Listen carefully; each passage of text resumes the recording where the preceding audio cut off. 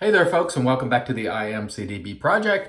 I, of course, am your host, CDB. You are not. And today we're going to use a couple of products you might be interested in. First, the Timeless Aluminum Razor, which you see here. We've had a number of great shaves with this, and the inspector used it while I was here, and he really liked it as well. So really nice offering, the aluminum offering by Timeless, somewhere around $75, I want to say. And a product Pete Charkelis just sent. We were just talking about him the other day, interestingly. A&E Shave Serum. I don't know if this is different from the previous shave serums. I'll assume it is. However, I did not talk to Peter at length about this or its new capabilities, assuming there might be. Again, I'm just using it sort of on the fly, and we'll give you an organic reaction, good or bad. This particular one is sandalwood, brush or brushless. So we'll give that a whirl. So let me go ahead and wet my brush a little bit, and maybe we'll put some on the brush. Smells pretty good. We'll put some on the brush here, and we'll see how it goes from I really don't know how much to use. I don't know anything about it because, like I said, he just simply sent it. So we're going to find out what happens, and I probably need more product, although that's coming along. It was deep because it's a liquid, it was deep in the bottom of the brush, but now I'm getting to it. Smells good. All right. It's like we're getting some lather coming on. And one of the points I want to make, folks, judge your lather by its effectiveness during the shave, not by the way it looks on someone's video. Now, most of us tend to see what we think is a good lather versus a poor lather, and we tend to have our own preferences. For some it's silky, for some it's, it's this, for some it's that. But judge lather by its effectiveness. If you get a great shave, no weepers, creepers, cuts, irritation, your lather was fine. That's the way to judge it. Don't judge it so much on the basis of sort of like food photographs, like for restaurants where they stage all that. It's much like that with lathering. No one stages it, don't get me wrong. I'm just saying, judge the lather by the performance, the way it performs, not the way it looks in someone else's video. Because obviously a lot of times due to the lighting and just people have different preferences. Sometimes I'll lather thin, sometimes I'll lather a little more thick. It just depends on the product. But anyway, I've got a good lather here. Again, this is brush. You can use it with a brush or brushless. Maybe we'll use it brushless the next patch to see how that goes. We'll use it sort of like a gel. But anyhow, judge the lather based on the way it performs for you. Don't get too caught up in the photo. And trust me, as somebody who has taken and shown photos of lather and all that, I could care less about that stuff now, because really all that matters is this. Is there plenty of residual slickness? Residual slickness being after the product is gone. Is that still slick? Is there a film, like a slippery sheen? And the answer is yes. So good sign. That's what we're going for. Not so much the way it looks, but the way it performs. And, like I said, at the end of your shave, how does your skin feel? Did you do a great job? Now, sometimes you can have a great lather and you can cut yourself or get irritation. I mean, it can happen. But generally, if you have a great shave, everything feels good, your lather was fine. So don't get so hung up on the geek aspect of how the lather looks, whether it looks too airy, too wet, there are different preferences for that, and judge your lather based on the way the razor glides across your skin. That's really how it should be measured, since there really is no objective way to measure the quality of lather. We don't have a slickometer, as the inspector used the comment. We need a slickometer or some objective way to measure. We don't have it. And so you just have to go on what feels good and what performs. The end performance is really where it counts, and that was a first good pass, must say. First pass with this is pretty good. For this round, we're going to sort of remove most of that and put it on sort of like a gel. See how it works in the, whoop, it's sort of flying out of the, so we're going to put it on. You're not going to be able to see it in a lather form. We're just going to sort of apply this in the way you would your old school gel or something. And just try to get that skin protected. And it looks like we have mostly got it. Again, you're not going to be able to see it because it's, but there is a sheen, a slick sheen on my face. And we're going to see how that works. So there's our brushless application, which you can't see too well. And again, I haven't talked to Peter Charkelis about this. I don't know if this is the way you use it, but it's the way I'm going to use it. And so, very nice. No problems whatsoever.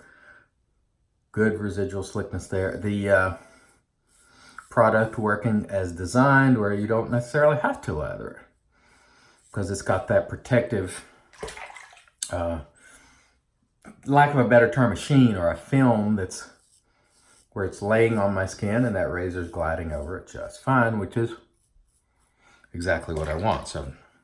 So far, no performance problems with this, lathering it or just using it as in a brushless fashion. A couple of things about Pete Charkelis, because the inspector and I mentioned him in his video the other day. And by the way, we don't communicate a ton, but I've known him about 4 or 5 years, have met him in person. I think he's a nice guy. Now, obviously everybody is free to have their opinions about him, me, and everyone. But my experience with him has been on the up and up. I found him to be a really nice guy when I met him. I saw some comments where some people said he's shady. That has not been in my experience. But again, you have to make your own, decisions about it. I don't know how he would be shady. I don't know about it if he is, but he's always been on the up and up as I've known. I know there was a rift between he and another company some years back, and I'm not looking to relive that. And I think some people just chose sides, and perhaps that's why, there are some of these comments. But I will say that I have personally never had any problem with Pete. And so, for whatever it's worth, I found him to be a stand-up guy who's good to his word and makes good products. And so we're going to go lathering this product this time again and see how we do. Anyway, make your own judgments, but worry about, the products and the artisans and the way you see fit. But I know Pete. I've talked to him many times over the years, and quite frankly, some of the charges that were leveled at him were absolutely and patently false. And the same of it has been done of me. Many things have been attributed to me that I didn't say or do. And so it comes with the territory. But, people were accusing him of everything under the sun, and they were saying, oh, he doesn't make any of his own scents. Well, that wasn't true. He and I were, in fact, we were collaborating on a scent, and he was sending me every couple of days things. He was literally, we were on the phone. He's mixing things up, trying to hit a particular mark that I was specifying. That fell through because he got busy and I got busy, but we were in fact collaborating on a scent, and no one was making those scents. He was making them and sending them to me. And I go, it needs this, that, and he'd adjust it. And anyway, a lot of things that were said were not true. And maybe some things that have been said that were negative was true. I don't know. But I know my experience was, I think he's a nice guy, nice family. And so I, of course, choose to, have him as one of the people that I would do business with. And have done business with. And so there is that. But I did see some comments that I thought were odd.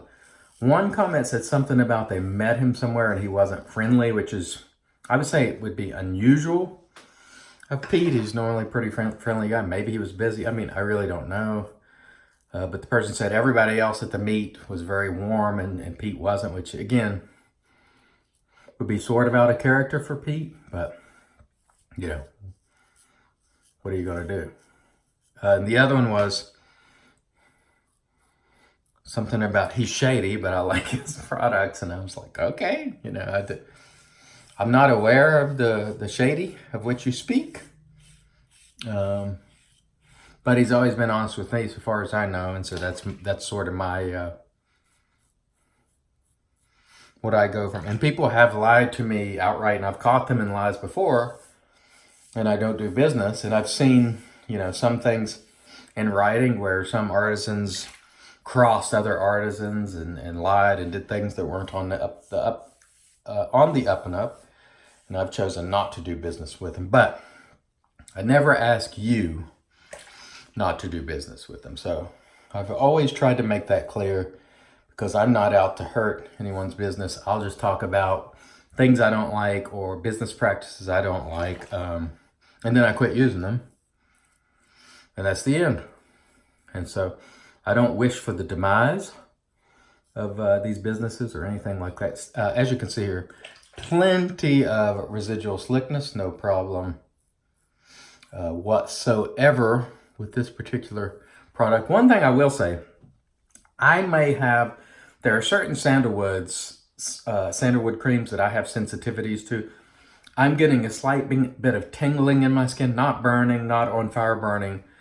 Similar that I got with True Fit and Heal sandalwood, I got the same tingle. So it's a sensitivity. I have nothing wrong with the cream. I run into that from time to time, but in the interest of full disclosure, this particular cream, I'm probably sensitive to something in it. It gives me that just little bit of tingle. But that is not to say that it will happen to you, nor should it probably for most people. But there are certain types of sandalwood that I notice from time to time. I've had it with the GOF Trumper sandalwood cream, True Fit and Heal, and a handful of other products. I'd say 1 in 30 or 50. So I do have certain sensitivities. So this is not a knock on the product. It's just, probably some ingredient that, maybe my skin doesn't agree with. But on the performance level, which is probably what most of you are interested in, it's a good performer. I still feel plenty of, especially if I get my hand a little wet, I still feel plenty of slickness there, which is, of course, what you're looking for. And the scent, to me, the scent of this particular product is somewhere between your what we call cologne type sandalwoods, like say your Art of Shaving, Taub's clone type, and then your earthy type, which are like Pereza Red and some of the other earthy sandalwoods. This one for me is sort of straddling the line between the two. So it's a little bit of both, maybe the best of both worlds. Maybe somewhat similar to the maybe Fine. I want to say has a sandalwood maybe.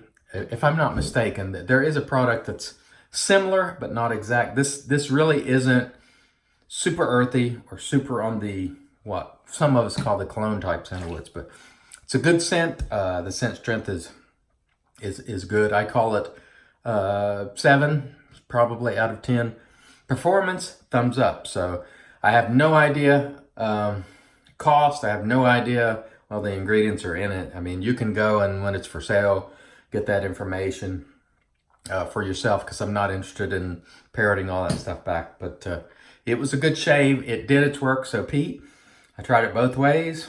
Thumbs up from a performance perspective. Probably not for me due to my sensitivity, but I'm going to go ahead and shave my head with it anyway, because it's just slight. It's not uncomfortable, but I know usually when there's something that my skin doesn't agree with, and it could be just quantity of that ingredient. Again, not a thing that I'd be worried about unless you tend to be super sensitive to everything. The Timeless, again, I didn't speak much about this. Great aluminum razor. The inspector loved it. I like it a lot, and so I'm told they're sold out, but perhaps they'll have more soon. And with that, we're going to wrap it up. I'm going to wipe this off and do a head shave and try to get some more video in the can because I got some more things to get off my chest. Maybe I'll post these this weekend. So I want to thank you as always for your support. And again, if you want to continue to support the channel, please make sure you subscribe. Hit that thumbs up if you please. But most importantly, share it. Get it out there. Get it to your friend who wants to know about shaving or just listening to my various takes on life. I appreciate when you come for any of those things. As always, I thank you. And until next time, I've been your host, CDV. You're not. God bless.